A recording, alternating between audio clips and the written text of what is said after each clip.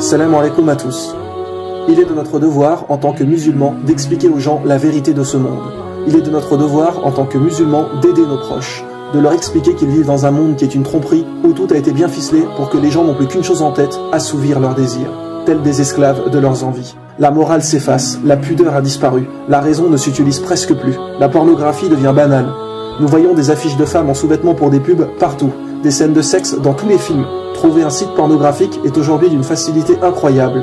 Tout ceci de manière à ce que les gens agissent tels des enfants. Les enfants ne réfléchissent pas aux conséquences quand ils font quelque chose. Ce sont à la base les parents qui les éduquent, qui leur disent « non, ça c'est pas bien, ne va pas là-bas, etc. » Eh bien aujourd'hui, ils nous prennent tous pour des enfants, en faisant en sorte que les gens ne pensent qu'à assouvir leurs désirs sans utiliser vraiment leur réflexion. Un exemple, il est marqué « fumez-tu » sur les paquets de cigarettes. Non, il est bien carrément marqué « fumez-tu ». Et pourtant, rien qu'en France, environ un tiers de la population fume.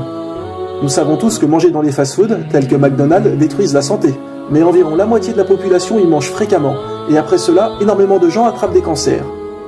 Les statistiques le disent que depuis maintenant plusieurs années, un enfant sur deux plus tard dans sa vie aura un cancer. Ce sont les études des médecins qui le disent. Comment voulez-vous qu'un être humain reste en bonne santé toute sa vie si celui-ci fume, boit, mange dans les fast-foods, mange des sandwichs, des plats constamment cuisinés en boîte?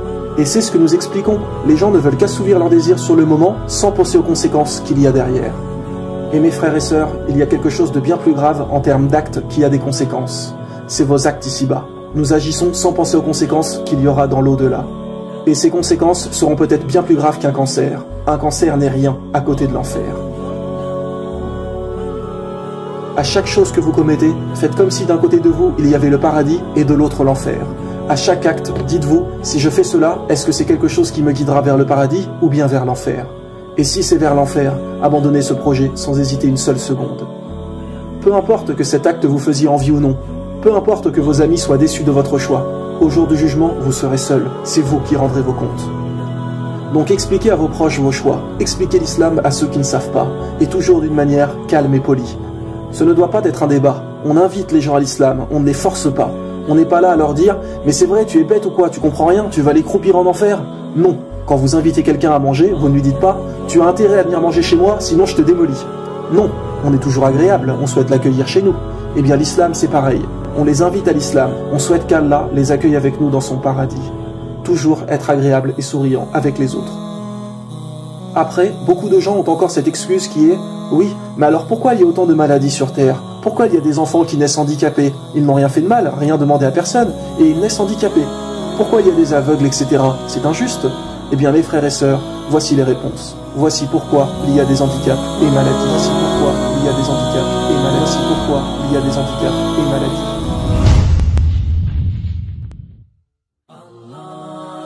Les gens se posent parfois la question, qu'en est-il des personnes qui ne peuvent pas comprendre l'islam? Par exemple, les gens qui sont fous, qui n'ont pas la raison et qui sont complètement handicapés mentalement. Ils n'y sont pour rien s'ils n'ont pas la raison et donc s'ils ne peuvent pas apprendre l'islam. Alors pour commencer, il faut rappeler que tout le temps, à chaque instant, chaque être humain a deux anges qui le suivent sans arrêt et qui notent tous ses actes. L'un à sa gauche, l'autre à sa droite. L'un des deux anges note le bien et l'autre le mal sur des livres. Et ce sont ces livres qui au jour du jugement feront rentrer la personne au paradis ou en enfer. Si le livre des bonnes actions est le plus lourd, la personne ira au paradis. Et si c'est l'inverse, celle-ci ira en enfer. Mais sachez bien que les deux anges notent chaque fait et geste, chaque parole, tout dans les moindres détails. Coran, chapitre 43, verset 80. Ou bien escompte-t-il que nous n'entendons pas leurs secrets ni leurs délibérations, mais si nos anges prennent note auprès d'eux.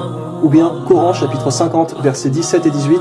Quand les deux recueillants assis à droite et à gauche recueillent, il ne prononce pas une parole sans avoir auprès de lui un observateur prêt à l'inscrire. Maintenant, il faut savoir qu'il y a trois cas où les anges ne notent pas. Ils ne notent pas les actes de la personne. Le premier cas est quand une personne dort. Là, les anges s'arrêtent de noter car la personne n'est plus consciente de ce qu'elle fait. Si par exemple vous parlez dans votre sommeil et dites une insulte, vous n'y êtes pour rien. Donc bien évidemment, les anges ne notent pas. Le deuxième cas est pour les enfants jusqu'à l'âge de la maturité. Donc jusqu'à ce qu'un enfant soit pubère, ses actes ne sont pas comptabilisés. Car avant la puberté, un enfant n'a pas toujours bien conscience de ce qu'il fait. Et le dernier cas justement est pour les gens qui n'ont pas la raison.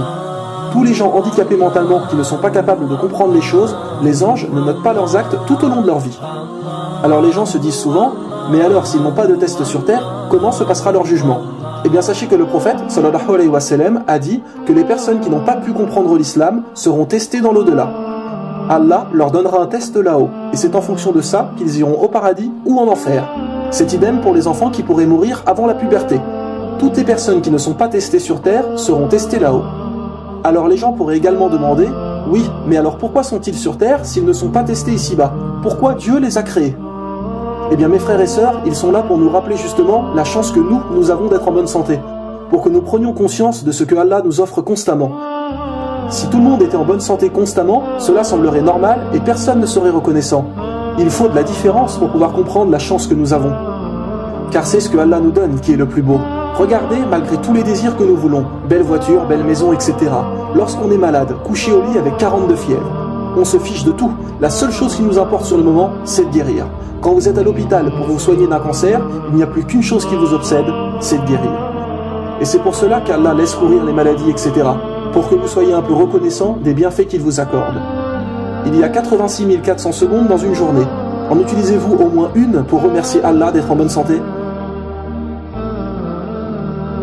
Mes frères et sœurs, on ne doit pas faire des invocations que quand tout va mal. Et quand tout va bien, on oublie notre Créateur. La vraie foi, c'est de penser à Allah et de le remercier aussi quand tout va bien. Mais malheureusement, beaucoup de gens l'oublient. Saviez-vous également que les maladies font perdre des péchés aux musulmans? Il y a par exemple certains péchés qui ne s'effacent uniquement que par la fièvre. Quand Allah veut vous effacer des péchés, il va peut-être vous faire tomber malade. Allah préfère bien évidemment nous punir ici-bas que dans l'au-delà. Car croyez-moi, la punition de l'au-delà sera bien pire. Tomber malade, mes frères et sœurs, est bien souvent une miséricorde d'Allah pour nous effacer nos péchés. Car il vaut vraiment mieux expier les péchés ici-bas que dans l'au-delà. Très souvent, beaucoup de musulmans se rassurent quand ils sont malades, car ils se disent qu'Allah leur efface des péchés. Sachez bien que celui qui ne tombe jamais malade et qui ne lui arrive jamais rien de mal a de quoi se poser des questions. Car le prophète sallallahu alayhi wa sallam nous a bien fait comprendre qu'à chaque fois qu'un mal touche un musulman, ne serait-ce que se piquer avec une épine, Allah lui absout des péchés. Sachez que parfois également, Allah veut guider des gens à travers une maladie ou un handicap. Nous connaissons énormément de monde et peut-être que vous qui regardez cette vidéo allez vous reconnaître.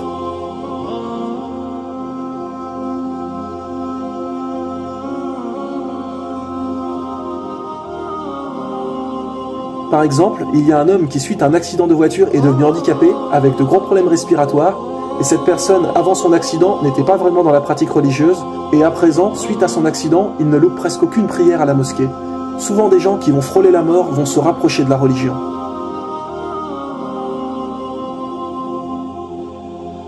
En réalité, mes frères et sœurs, en y réfléchissant sérieusement, eh bien, être handicapé est souvent bien préférable que d'être en bonne santé. Car quand on est handicapé, on ne fait presque aucun péché.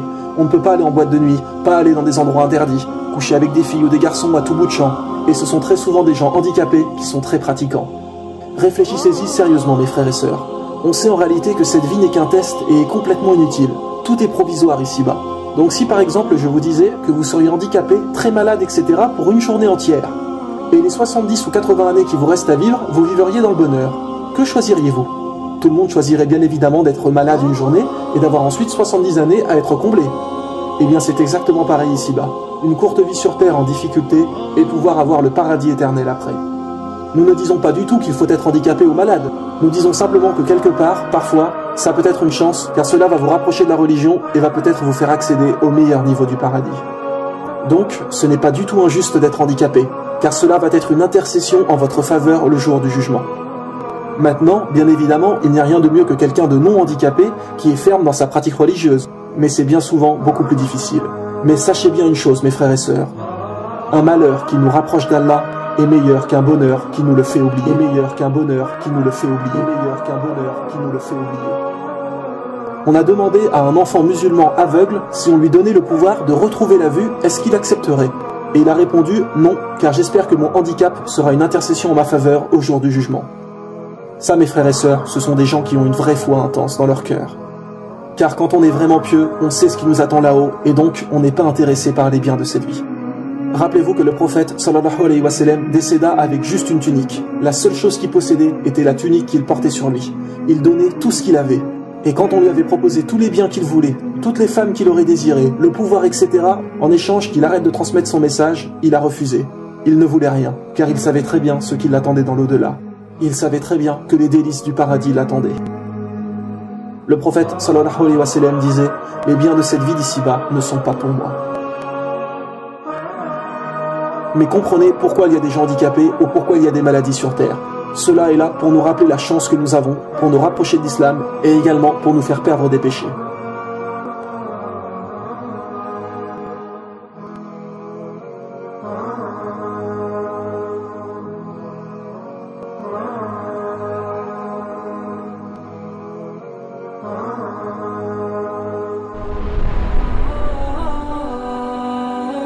Coran, chapitre 29, verset 2, est-ce que les gens pensent qu'on les laissera dire « nous croyons » sans les éprouver?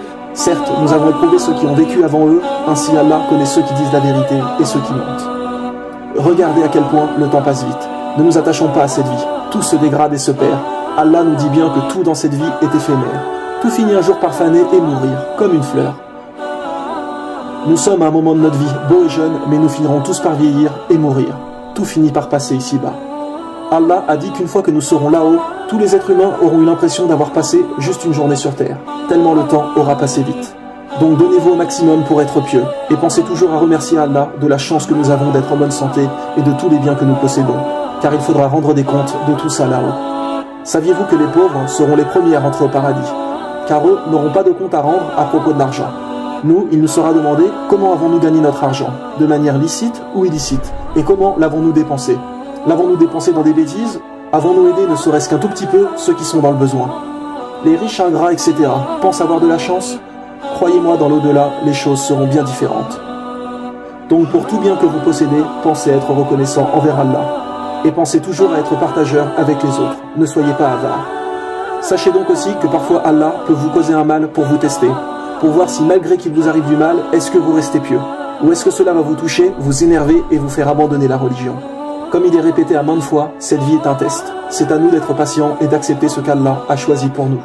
Allah dit bien dans le Coran, chapitre 21, verset 35, « Nous vous éprouverons par le mal et par le bien à titre de tentation, et c'est à nous que vous serez ramenés. » Rappelez-vous bien, mes frères et sœurs, un malheur qui vous rapproche d'Allah est meilleur qu'un bonheur qui vous le fait oublier.